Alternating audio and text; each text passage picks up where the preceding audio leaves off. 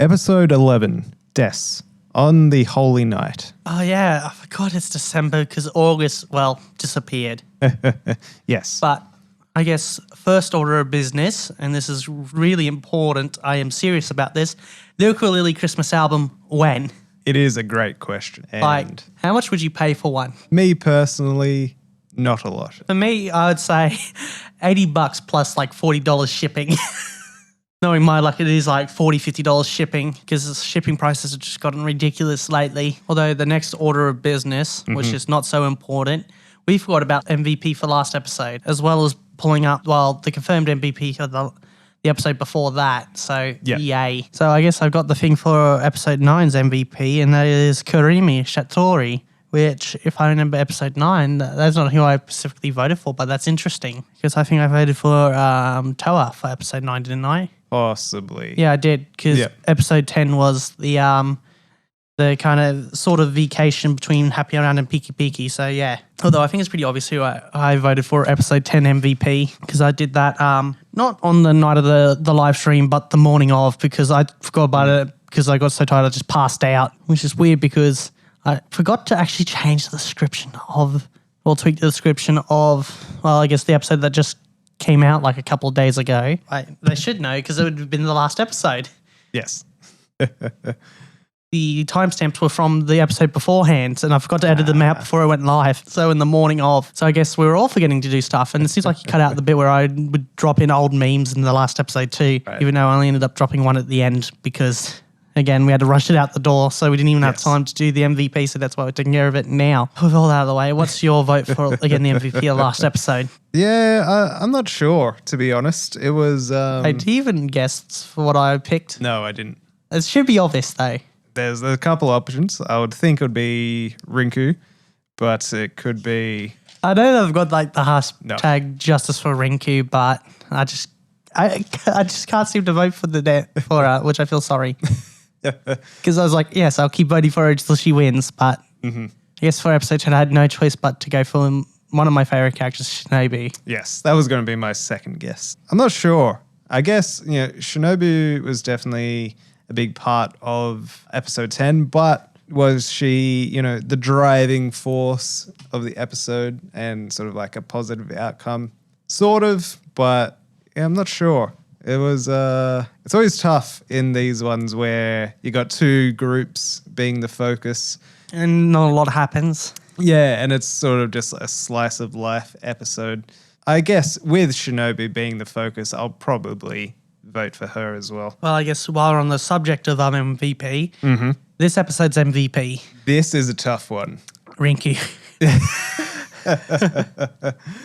I think in this one, you could definitely easily vote for any of the members from Happy Around, but I think for this one, it's more, for me, a solid vote for Shinobu because it's her that pushes everyone else to go down that path of, trying something new, developing new skills, pushing each other to be better. I know, but again, I have to at least try and vote for Rinku for once. Well, I did way back when I thought she should have won and she didn't. Yeah. And that's the whole, hashtag Justice for Rinku campaign that I've been not successfully implementing. So I guess once the polls for this episode open up, I guess my vote's going to go to Rinku, even though, as you said, you do make a good argument for Shinobi. Although, if you couldn't choose Shinobi, who else would you choose? Damn, it's hard.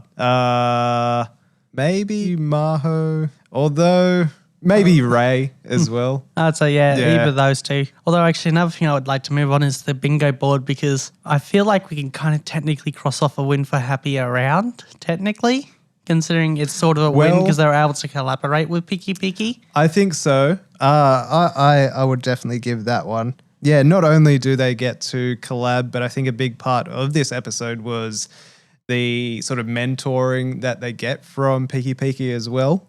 So I'm not sure. Okay, well, I guess we should. We should leave it up to the audience, but I think we should leave it in their hands. Sure.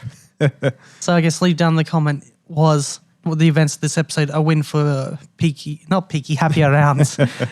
God damn it! Now I got Peaky on the brain. Let us know your thoughts on that one.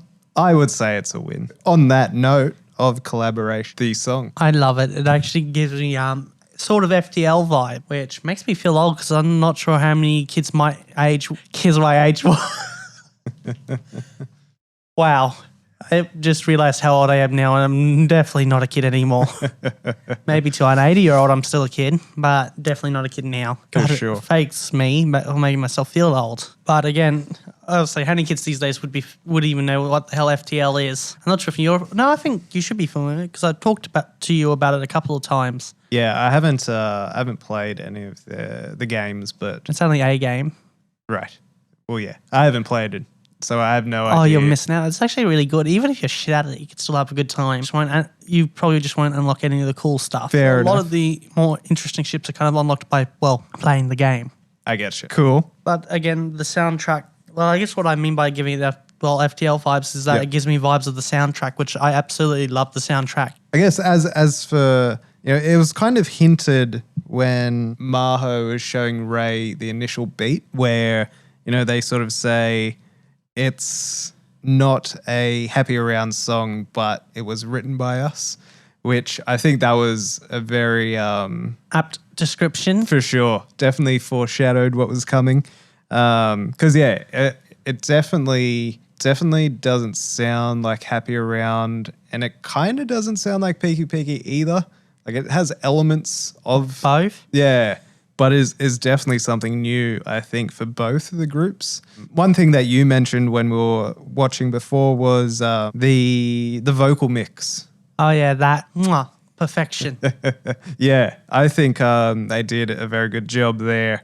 Although there is one bit where it kind of, in my opinion, doesn't mix well, where a sort of Koko's voice does drown out Rinky's, but I think that's just a minor gripe. Yeah, and I think that was kind of on purpose because you had, Yeah. Rinku starting the song when... See that, but it would have been nice if she wasn't drowned out as much, Fair enough. which I guess, yeah, you've finally gotten a little bit more critical of the series, Yeah. which But I guess is sort of a good thing. Although I think I'm still close enough to being probably a bit too positive and a bit not as harsh on the series as I should probably be. right. But I don't see any massive issues, so that's the harm in not just giving it a little slack. Absolutely. But yeah, overall, I think the song was pretty good. Nice sort of poppy dubstep vibes. Good feelings all around. And if you haven't listened to the FTL soundtrack, I do recommend you give it a listen to. Better yet, play the game. Yeah. I think you can probably get it on Steam or something for fairly cheap nowadays. So we probably have the shortest opening scene and then also the longest closing scene. Well, actually, I don't think we really get that much of a closing scene except for the preview. Well, I would say because there's the credits and then there's the post-credits scene Yeah. with Lyrical Lily walking down the street. So yeah, that's sort of what I I would was... say that was a lovely little addition and a bit of foreshadowing. Yes, for sure. And, the first time we've had an actual post-credits scene that isn't just the preview to the next episode. Which definitely makes it noteworthy. Absolutely. And I think it's nice that after 11 episodes, we get something a little bit different to finish off an episode. So that was very, very well received by me. Okay, well, let's actually kind of start doing a little bit of predictions for the next episode. I feel like they're going to do something like they did at the end of First Mix, which if that's the case, I think it would be pretty neat. If you can remember the ending to First Mix, that is. So yeah, that's where they the 3 units get up on stage and sort of perform together. Instead of doing that, it's all 6. Yeah. I think it's a great idea, and I do hope that they do something like that. Logistically, I'm thinking it's going to be hard to fit everyone up on that stage. But I think if they get creative enough... It would work. It's only 24 people. Yeah. But I'm thinking along the lines if they did something like what they did with the performance with Photon Maiden and there's the starry projections and stuff, they would be able to get away with sort of cutting scenes together, I think could work pretty well. The other thing that, we haven't really seen a lot of is them getting off the stage. All the performances are kind of on the stage.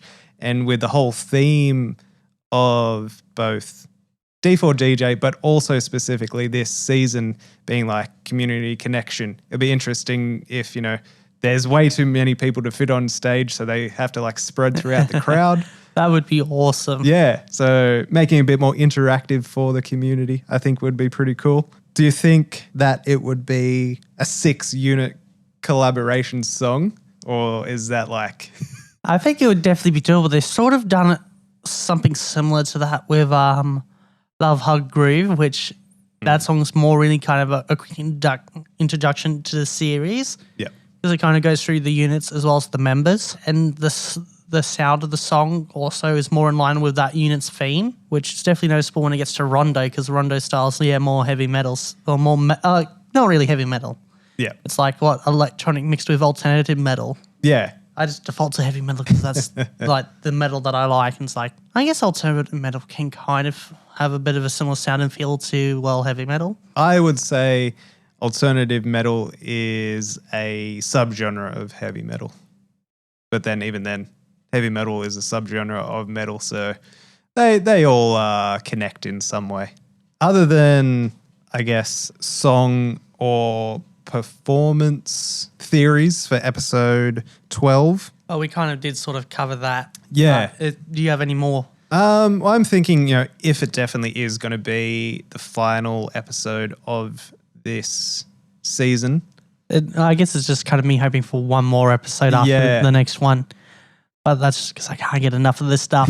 I think I might need some help. I guess that's the first step to dealing with problems, admitting you have one. We already got a pretty nice ending there in the post-credits scene where, there was all the flashbacks from all the previous episodes, which was pretty cool. So I kind of feel that episode 12 will be the final one. It definitely hasn't given us any hints as to whether there will be 13 episodes yet. I could just pull up the wiki and see it'll be like to be announced. Yeah. Let's see if there is going to be a 13th episode. What are you going to put your money on? I would put it on no. Yeah, it's looking like that's the case. Although there's to be announced from, going from basically episode 4. Right. Oh, that's the description or synopsis of the episode. Okay, so there's only going to be 12. That was a big bloody waste of time. So I guess this next episode is going to be last, which makes me even more sad, even though it's like, yay, the series is wrapping up. But it's also, no, the series is wrapping up. It's a bittersweet ending, I guess. One of the upsides to this wrapping up is, we can move on to other projects. Moving on to favorite scenes. So I think for me, I definitely enjoyed the moment between Ray and Maho where... Oh, yeah, that was a good one. Where they, Ray says, you could have just sent me this from the get-go. No, Maho said that to Ray. Oh, yeah. You're getting them forked around for a second there, eh? I guess I'm turning Canadian, eh? She Great. says, I guess I pissed off the Canadians this episode. She says, I wanted to see your reaction. And I thought that was really cool because I've definitely been in that position before. And that sort of like anticipation of waiting for someone to send you a message after you've just sent them some big collaboration sort of project. And, the anticipation waiting for their reply is not the best feeling a lot of the time. So, yeah, I thought that was really cool. Although my favourite scene, even though they're very short, is where kind of Maho's kind of witty remarks to Mooney. But that's just because even though I like the character more than I used to, I still kind of enjoyed that little bit where she kind of gets teased a little bit. That was when they were in the Vinyl Cafe, right? Yeah, as well as I think there was another scene too within this episode or in one of the past episodes, which I kind of forgot to bring up. But yeah. Yeah, that was a cool little scene as well where they're discussing the whole idea of the collaboration and how it's going to be a bit of a challenge for them. And, the whole idea is that it's kind of this audition for Peaky Peaky, which I thought was funny. Which again is kind of goes back to that point of Peaky Peaky mentoring Happy Around, which that is something that actually does happen where a smaller band or artist kind of is applying for mentorship with a songwriter or a producer, and you're sending them snippets or full excerpts of your work, trying to see if they will take you on as a mentor. So it's definitely a common thing. Yeah, shouldn't we kind of start wrapping things up? Yeah.